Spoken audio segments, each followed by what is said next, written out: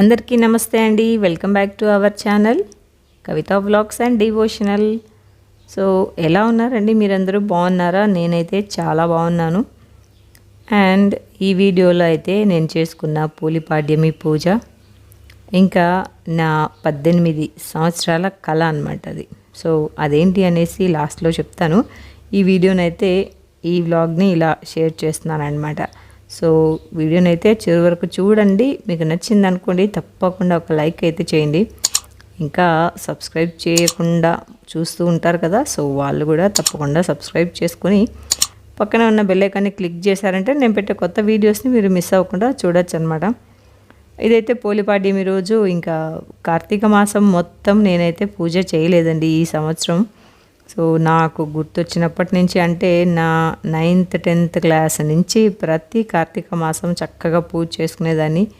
ఈ ఒక సంవత్సరం చేసుకోలేదు. అది ఏంటి అనేసి కూడా మీకు చివరిలో చెప్తాను. నెలంతా కూడా కార్తీక మాసము పూజ చేయకపోయినా పోలిపాడ్యమి రోజు ఒక్కరోజు చేసినా కూడా నెల మొత్తం చేసిన పుణ్యం వస్తుందని చెప్తారు కదా. సో అందుకనేసి ఇంకా పోలిపాడ్యమి రోజు పూజ చేసుకున్నాను అనమాట. ఈరోజైతే ముందు రోజు సాయంత్రమే చక్కగా గుమ్మం అవి తుడిచేసుకుని ముగ్గు పెట్టేసుకున్నాను.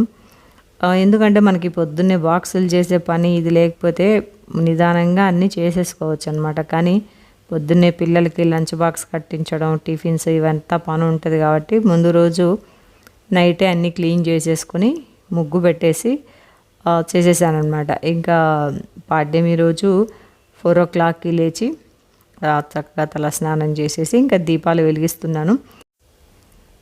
ఈ మంత్ అంతా పూజ చేయలేదు కాబట్టి ఇంకా కార్తీక పౌర్ణమి రోజు కూడా నాకు కుదరలేదు. సో అందుకనేసి ఈరోజే 365 ఒత్తులు వెలిగించాను. అండ్ ఇంకా ఈరోజే ఉసిరి దీపాలు కూడా వెలిగించాను.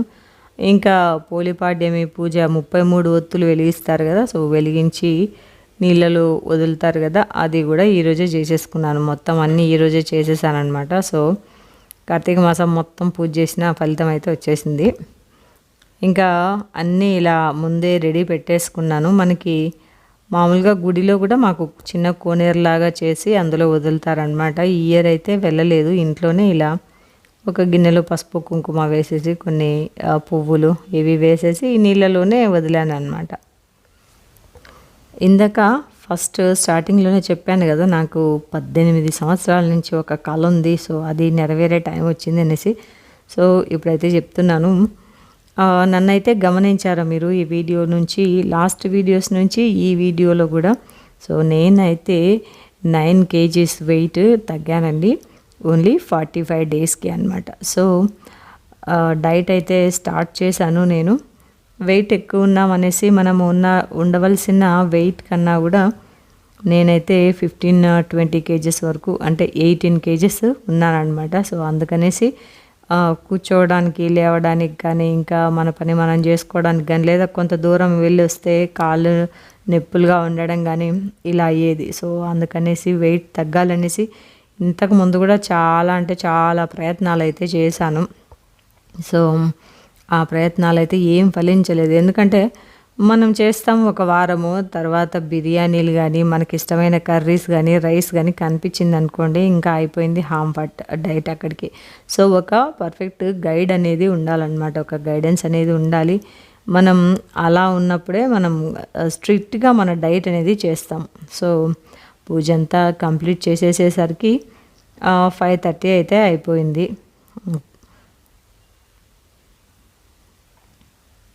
ఈ మధ్య ఇంట్లో పెయింట్ వేయించినప్పుడు ఈ గడపకు కూడా ఎల్లో కలర్ పెయింట్ అయితే వేశారు కానీ ముగ్గు వేయలేదు. సో అందుకనేసి ఇలా ముగ్గు పిండితోటి వేసేసుకున్నాను అనమాట. ఇలా చక్కగా తులసి కోట దగ్గర పూజ చేసి తర్వాత ఇంట్లో కూడా పూజ చేసేసుకున్నాను.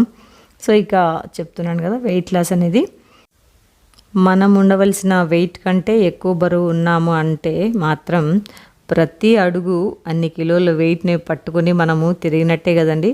సో మనం ఉండాల్సిన వెయిట్ కంటే 15 kgs వెయిట్ ఎక్కువ ఉన్నాం అనుకోండి, 15 kgs వెయిట్ని ప్రతి అడుగు వేసేటప్పుడు కూడా మనం మోయాల్సి వస్తుంది అనమాట.